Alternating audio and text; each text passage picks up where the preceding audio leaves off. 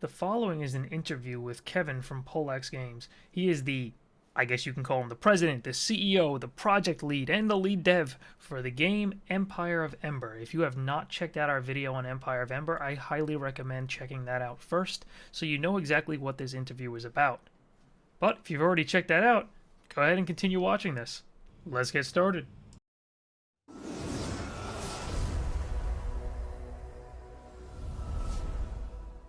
Hey, Kevin. Hey Greg, can you hear me? I hear you just fine.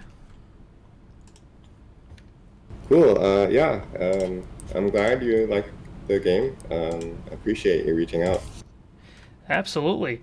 Yeah, love it, love it. Huge fan of Mountain Blade, so this is right up my alley, man. I'm telling you, I fell in love with it right away. When I saw it on the Steam store, I was looking at upcoming games, just checking it out. I saw it and I was like, oh man, this is exactly what it looks like, a Mountain Blade game.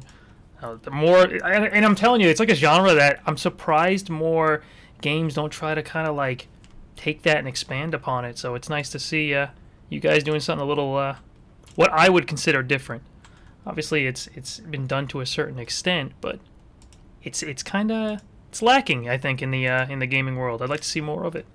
So props to you guys. Thank you. I agree. I think part of the reason it's actually pretty difficult to make a game in that genre, because in most games where you have large scale combat, they use imposters for the units, which is basically kind of a dumbed down version of the AI that doesn't really use many resources. But in the Mountain Blade series, as far as I know, and also in Empire of Ember, the AI is actually the same full AI that fights the player. And so I've had to spend months just optimizing the AI. I mean, just the combat, not to mention optimizing everything else, like the physics and all of that comes into it. So we've really stretched the limits of what the Unity engine can do. But I think it's a fun experience in that way. Awesome. I'm glad to hear so. I'm glad to hear you guys are liking the development process. So I guess to get started, I don't want to take up too much of your time, but I do have a list of questions, and if at any point it's like, hey, you gotta go, that's completely fine, no pressure or anything of the sort, because I definitely appreciate you taking the time out of your, I'm certainly, I assume, busy day when you're trying to get this game out the door. So I really, really do appreciate it. No problem. Yeah, I appreciate you reaching out. I'm happy to answer any questions and take your time. All right, thank you so much. I guess to get started, how long has Empire of Ember been in development? It's been in development for about 4 years. When I left my last job, I had the option to either pursue my dream, and my dream has always been to make my own game, or I could just take the safe route. So obviously, I pursued my own dream. Um, I had to dig very deep financially, more than Hmm. most people might immediately assume, because it does cost quite a lot to make a game in this genre with full 3D graphics and such. And so part of it's been by myself, but for the most part, I've had an artist helping me, and also an illustrator, a really good Japanese guy, and you see some of his illustrations even like in the main menu.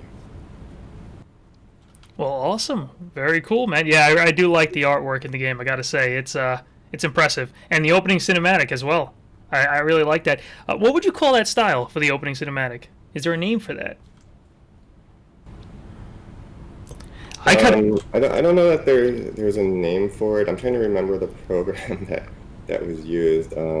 I think it's Adobe Illustrator, but basically, the Japanese artist, his name is Yasu, and he made about across the whole game, for these kinds of cutscenes. He made about 20 illustrations on different layers, and then in Illustrator you can actually move the basically the 2D images around and come up with a cutscene. Loved it. I think it works really really well, and I kind of explained it kind of like a taking a comic book and trying to animate it and turning it into an animation, and that's kind of how it rubbed off on me, and I like it. It's really nice. So nice job with that. And then next question, what is the estimated release date? Do you have an estimated date in mind? Looking for about 6 months from now. One of the advantages of being self-funded and self-published is that I have the option to move the release date if I feel the game is not doing well, it's not fun enough. Technically, I could move it earlier as well, although it's more likely I would just use that time to make the game better. But one of the things I've seen personally, just as a gamer, is a lot of the games I play will be like 90% of the way there. And if they just did these little extra things, it would be really cool and fun. And it kind of feels like sometimes the earlier work that was done was kind of wasted because they didn't do that extra 10%. So in this position, I'm able to do that extra 10%, and I really want to make sure the game is as fun as I can reasonably get it. Being that it's mostly me and one person, but yeah, as fun as I can get it before I launch. Well, awesome. Glad to hear it. And yeah, I agree 100%. Obviously, in the recent gaming world, there's been games that released seemingly a little bit too early that if they just took a little bit extra time, they would have had a great game on their hand, a well-polished game. So I feel you there. I can absolutely relate to that with all the gaming I've been doing recently. So cool. I'm glad to hear that you hold quality to a high bar. I guess you hold the Empire of Ember to a high bar of quality. That's good. Good to hear that. And actually, I'm quite surprised at the lack of bugs in the pre-alpha state. I expected it to be pretty bad in an early pre-alpha state, but I was surprised. So it looks like you already put a lot of work into squashing some bugs. Yeah, that's because this is my first game and I don't have experience with marketing or what even people's expectations are normally. I'm really scared about making missteps. So if my alpha might, I don't want to like overstate it, but my alpha might be somebody else's beta or something like that, just because I'm so scared of being poorly received. I put 4 years, a lot of money into this, and if I make any missteps, it's not like I'm a big publisher where I can just eat that loss, So I got to be careful. No, I'm with you. I understand that for sure. So cool. What other platforms are you considering? Because I know it's going to be on Steam, but have you considered any other platforms? I'll have to see when it comes to it because a lot of it depends on how well it does on Steam, and that I'm actually not even sure yet. I'm glad you like it, and if enough people feel the same way, I can look into pushing it on the consoles. I'll probably put it to more languages than English, no matter what, because that's kind of low-hanging fruit. So yeah, I'll find that out as we go along. Awesome. And on that topic about the other languages, do you need anything from the community? If anyone's super interested in the project to help with anything on the testing or translation type of work, are you looking for that? Yeah, absolutely. I need all the help I can get, as I said probably three times now. I mean, it's mostly me and one other person, and every time I need something that I can't do myself, I end up hiring somebody. And being that it's my own savings paying for this, I have to be really scrappy where I can. Not to say that I'm sacrificing the quality, or if I am sacrificing the quality, I try to sacrifice in areas where it doesn't matter so much. Understandable, for sure. All right, so what are the main features of Empire of Ember? I know them, but I'd like our viewers to kind of hear it from yourself. What would you consider as the main features of the game? There's kind of four main aspects to the gameplay. Some people have even said they're kind of different games. The first is the overland combat. There will be a randomly generated map in some particular biome. There will be points of interest on the map, like a sawmill on a forest map or something like that. And that's kind of where you have these big unit battles. So maybe you have 50 guys, maybe the enemy has 50 guys, and you can enter this kind of commander mode, which is a little bit of a kind of a basic real-time strategy. You can select guys, say move there, and maybe have your archers go to the top of a hill, have your guys with the shields in front of the archers, or however you do that. You also fight in first person as during that time as well. And then the next part of it is the city building. So when I was a kid, I used to like to build Lego castles, but I was a little disappointed because you'd have these Lego catapults, but you shoot the Lego castle wall and nothing happens because they're stuck together pretty tight. So in Empire of Ember, you're able to build your own castles from 3D models, basically using the same types of controls you would find in like the Unity editor or some certain other editors. And it's fully dynamic. So however you place your castle, the physics will accommodate that. Not only in that your castle is fully destructible, but in that joints will be created. So if you make like a leaning tower, it might topple over more easily. Pathfinding is calculated. So you could maybe make a tower with a bridge leading to another tower, and your units could actually get across there. You could order your units to go to the bridge maybe and shoot down at people down below. Part of that is structural combat mechanics, and then the other part is just decoration for people who like that. There's about 1,000 different models currently, and they're actually pretty easy to add. Where you can maybe make a mountain of apples, or you can build, a house with lights and maybe a table with a barrel of beer on it. And just basically, you can make any city you want. And where that kind of comes into play is the online component of being able to download other people's cities and obviously upload your own city. And so the way that works is the first time after your city is attacked in the campaign, it kind of wakes the player up in that, hey, tactics actually matter and such. And then you can play this online mode where you upload your city and other people can download it. And you can see what kind of decorations other people made, and you get all these cool experiences.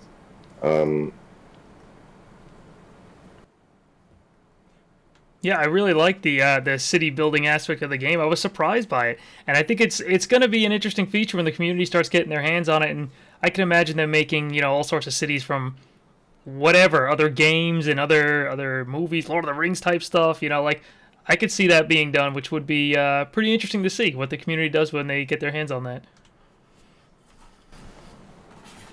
Yeah, the next part is you have these linear missions, which are more typical missions you'll find in other games, where we actually have a level designer place out all the buildings, set up lighting, and so forth. So this not being user-created content does allow certain performance efficiencies.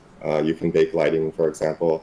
You can set things as static as opposed to everything being dynamic. And so there's more detail in those levels, and they can be longer with enemy like control points. So those are usually used for the main storyline campaign, where, for example, in the first mission, you have to save a village from, or you have to attack a village from a cultist that took it over. So we have those kind of missions, and the last part is the dungeons.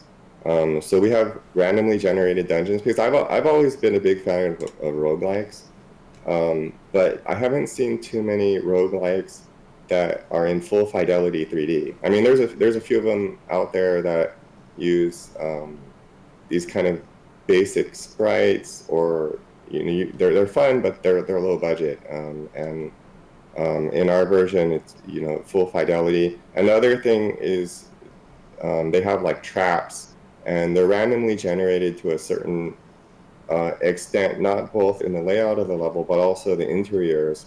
So even if it's the same room, it won't look exactly the same on each time. And so the levels will be generated to be longer or shorter, just depending on the level of difficulty that you selected, and you get your reward at the end after you beat the boss. Huh, I did not know that. That difficulty will adjust the length of the mission. Mhm.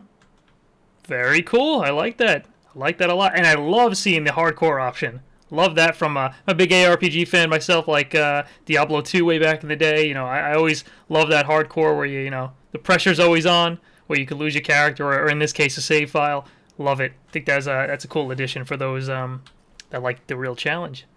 So nice. So are there Yeah, any?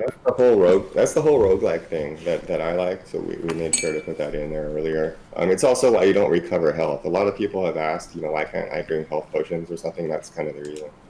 Yeah, no, I agree with that. I mean, it's has a reason for you to go back to your city, go home, do some stuff, recruit more units, buy some stuff, sell some stuff, whatever it may be, and then rest to get your health back. So I think that's the right move. Otherwise, you'd be out there fighting for 20 hours without any reason to really come back. I think it's a good balance.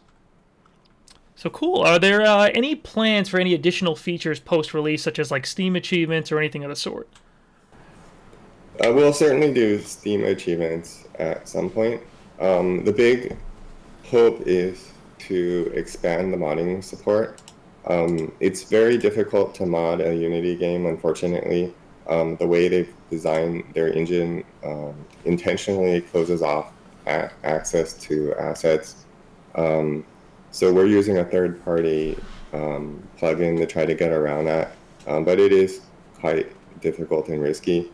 I can say that at a minimum, users will be able to tweak values in the game, such as enemy health and how fast the player runs and things like that. It's fairly safe, but not guaranteed that you'll be able to add more buildings to build mode.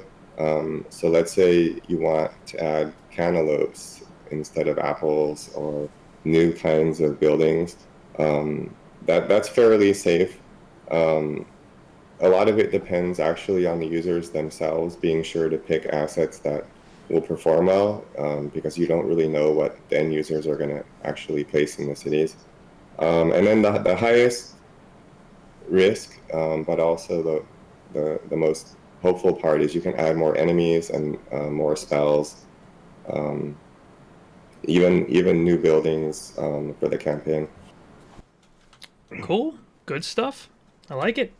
So, next question. What are the teams? Well, you said mostly it's yourself. So, what is your view on player feedback? Do you value it a lot? Does it really help? Are you implementing any feedback that you've already been receiving from the community, or have you even been receiving any? Because I'm not sure how many people have gotten their hands on the game to test thus far. Yeah, you could even say the phase we're in right now is the feedback phase. I've had about 7 mock reviews done that I've actually had to pay for. But they pointed out weaknesses in the game, and it's been very helpful. The version you've played has already gone through those 7 mock reviews, and that's why it's a lot better than it might have been 6 months ago. But yeah, I'm hoping to get enough players in the community because 100 minds are better than just me by myself, and based on what they say is fun or needs improvement, that's basically what I'm going to be working on for the next 6 months. So I'm no game development expert here. I've never worked on a project, but I'm willing to bet you've already gone further than most indie projects go in terms of quality. Paying for 7 tests and stuff, that's impressive, man. Really is. So yeah, so hats off to you. Really, that's awesome. That's good to hear. And I would say it shows. It definitely does show. Like I said, I was expecting to see a lot more of a rough game, and I was shocked at what I played. It's a lot further along than I expected. So well done there. Thank you. Absolutely. So, what are the long-term plans for Empires of Ember? Let's say Empire of Ember does really well, it sells well. What do you see doing as far as maybe DLC or expansion type of content? Do you have anything I mean, obviously this is thinking way to the future, but what would you do assuming it's very successful? I'd love to have a real team, and not just me and one other guy, because there's so much more we could do for like a sequel, for example. Um, I'd love to have much larger cities, much larger combats, cooler spells, better looking graphics. I mean, everything you get out of a sequel, while still being able to build on the 4 years of work that went into the initial game. So it's not just starting from scratch. All right, awesome. Yeah, I mean, I'm telling you, I would love more games than this. So any sequel, any DLC, any additional content, I would love it. So cool. Were there any features that you originally had planned that you had to cut that you realized may not be feasible?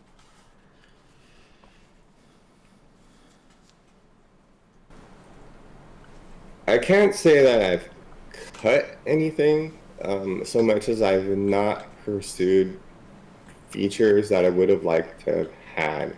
An open world is the biggest of those. Um, just because you have I don't know how many people realize this, but when you look at a game like Assassin's Creed and you have like 1,000 objects in the scene with like little cups and rocks, and somebody had to build each one of those things, and it's not as cheap as you might think. I mean, a Mm. rock might just be like a few $100s, but if you're talking like a necklace or something, that might be like $1,000.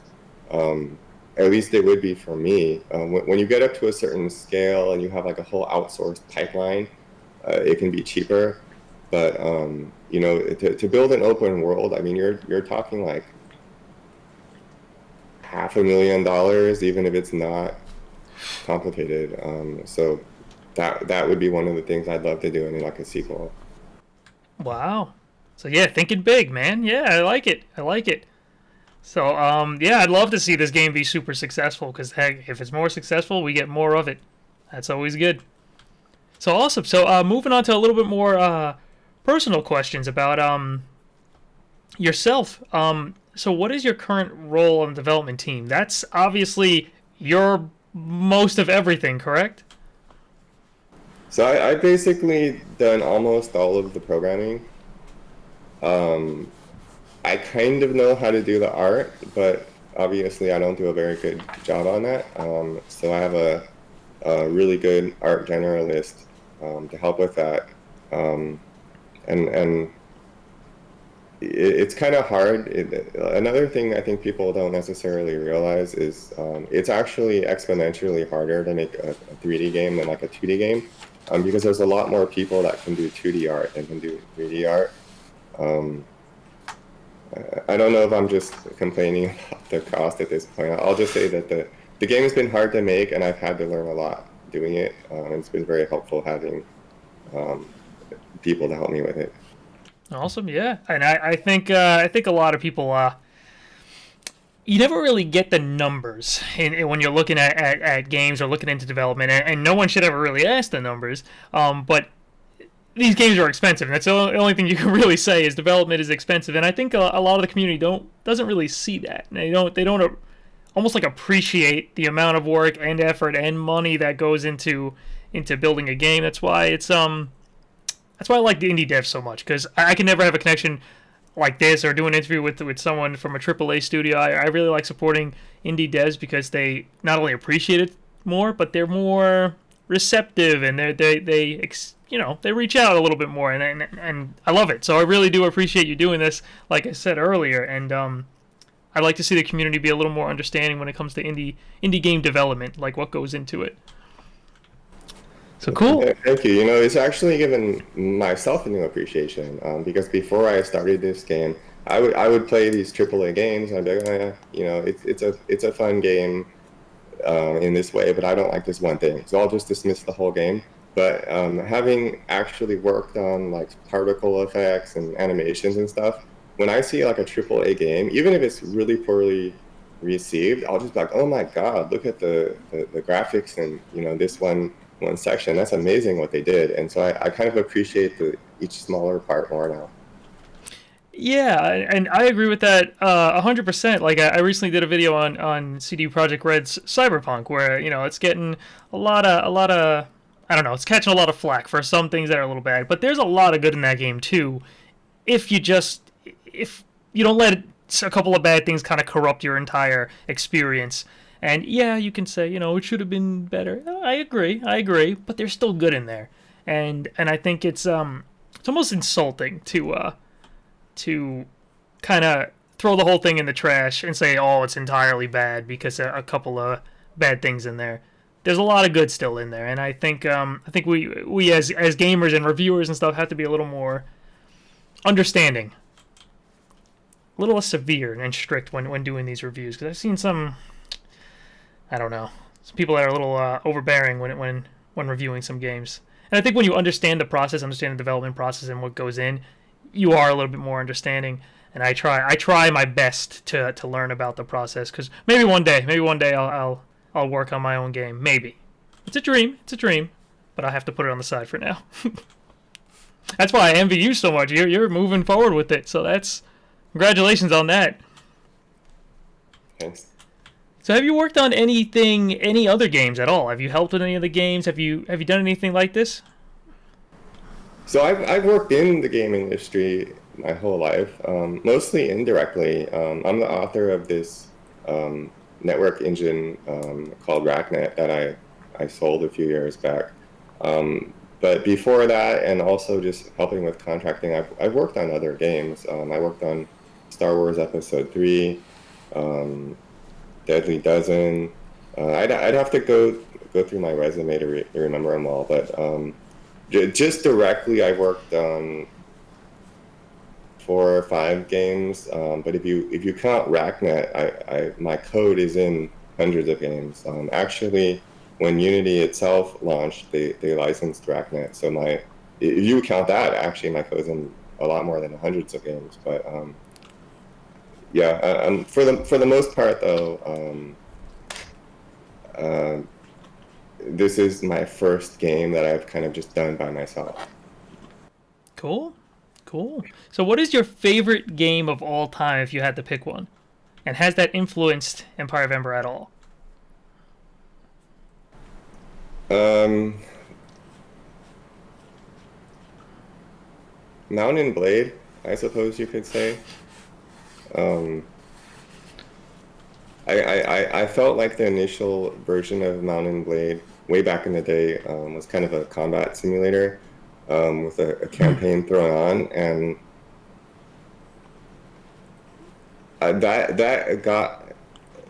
kind of put uh, the idea in my head that you really need fun combat as your core. And especially for an indie game, or at least hopefully for an indie game, people will kind of forgive the rest. And I'm not saying that I'm trying to do a bad job or just gloss over the rest of the game, but that I'm trying to really focus on getting the combat fun, which is where player feedback comes in the next 6 months. And I feel like as long as I can nail that part, the game will carry itself. I cannot say I disagree. 100%. And yeah, Mountain Blade, big one for me too. Uh, Warband, really like that. And then what was the other one? Fire and Sword, I think they called it, right? I think so, something like that. That's when they bring the muskets in and stuff, the firearms. So that actually is going to bring me to one of my questions. So I'm going to get a little bit to the Empire of Ember specific questions, and that'll be, I think, the last section of what I got for you. Yes, definitely last section. Are there any plans to expand on the available units beyond what I saw? How many units did you see? Let's see.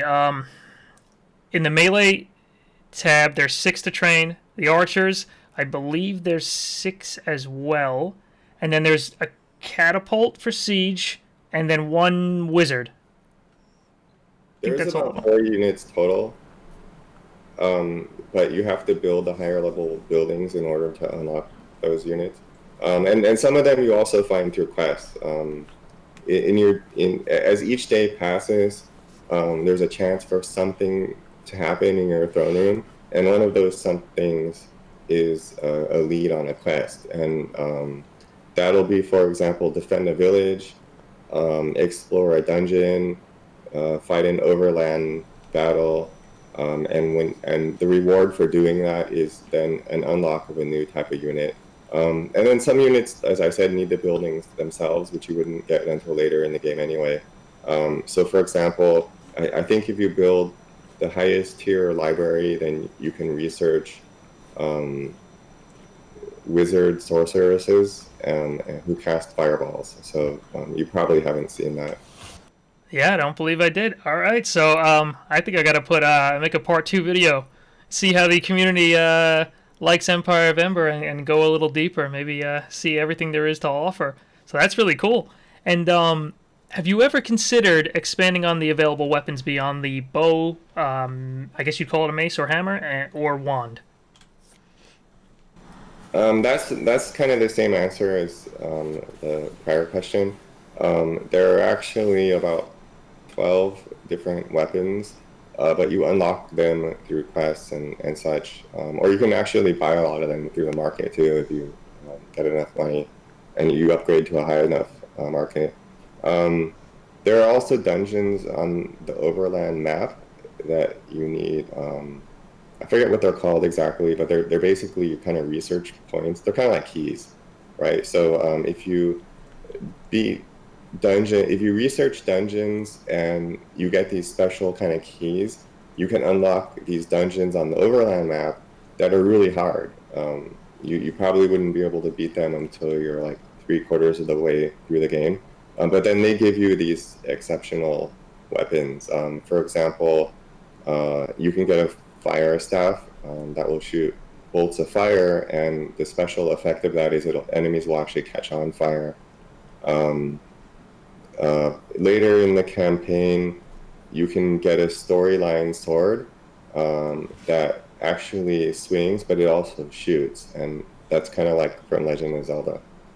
Very cool. Very cool. And do each of those weapons fall under the 3 tiers of skills? Because I know like there's some skills that, or maybe spells is the right term, that you can get. One of them is being a frost one, and if you're using a melee weapon, it has an additional effect. Do they all fall under it? All the weapons fall under each of those 3 categories? Yes, there are 3 archetypes of weapons: melee, staff, and bow, and all the weapons fall under those archetypes. Cool, cool. But you do have your spells too. One of the things you might not have noticed, because you have to play for a while to get into it, is a lot of the spells will have, what's the word I'm looking for? They'll interact with each other. So for example, if you root an enemy, and then you use your push spell, it'll actually cause damage, whereas a push spell normally would not cause damage. So there's a lot of these little interactions. Very cool. That also extends to the weapons themselves. For example, normally if you freeze enemies in place as your defensive spell, but you're using the ice staff, the damage is not reduced. Very nice. I think I saw something like that, like a bit of a synergy with enemies that are frozen take additional damage from, I want to say it was Chain Lightning. Not sure if it's Chain Lightning, but something like that. If an enemy's frozen or rooted, they take additional damage from other spells. Yeah, that's the word I was looking for, synergy, and that's correct. Cool. Now, this is probably a big one. It might be a no, but have you ever considered co-op for Empire of Ember? Has that ever crossed your mind? It did cross my mind, and I didn't do it right away because it's just this is like 4 games in one practically. I've kind of bitten off more than I can chew to a certain extent, and that would just make it 5 games in one. Yeah, I could definitely understand that. But you do have the ability to download other people's castles, and you can upvote and downvote them. It uses a rating system, kind of like Reddit in a way. So you only get the best maps, and that's kind of, it's not co-op, but it's as multiplayer as you'll get for this first version. Cool. For this first version, I like that. I like hearing that. Let's see. A couple more questions and we're done. So are there any plans, I think you kind of covered this, to obtain like unique units from special ways, like a general or I don't know, a god tier, quote unquote, god tier unit like a dragon or something, and like you can only get them once, and if you lose them, it's gone. Any plans for something like that? So towards the, without giving away the campaign, towards the end of the campaign, you do get these special units if you make a certain storyline decision. So basically, in this storyline, we have this concept of karma, and I wanted to avoid karma being just like the good guy or the bad guy. It's actually kind of more selfish versus altruistic, and neither is necessarily worse or better. It just depends. Like, do you want power for yourself, or do you want the power to be spread among your citizens? So if you kind of go along the more selfish path, you do get these units that are normally considered evil units to help you out in the story. By the way, the person who wrote our story, his name is Patrick Kevin Day, and he was one of the lead writers on Telltale.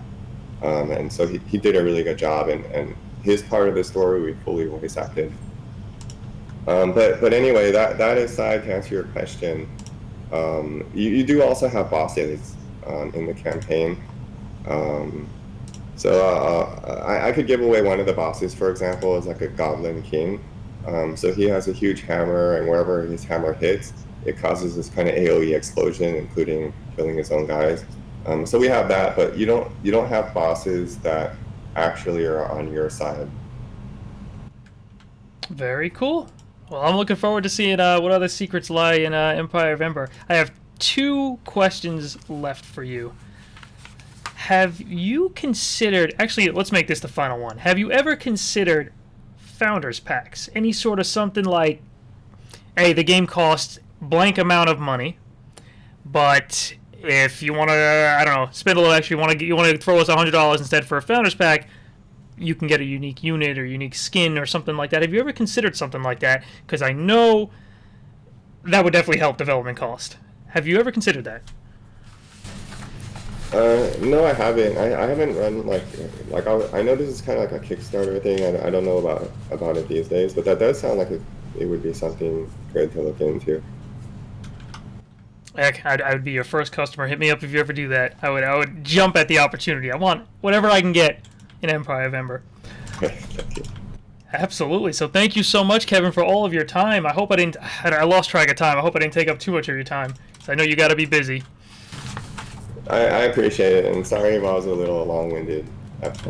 Not at all. It was great information. I loved it. Loved it all. So guys, for everyone that's watching this video, this was Kevin from Poleaxe Games, and definitely check out Empire Ember. And if you haven't checked our video out on it yet, go take a look. So thank you so much, Kevin. I appreciate it, and I will definitely keep in touch. Thank you. Bye. Take care, Kevin.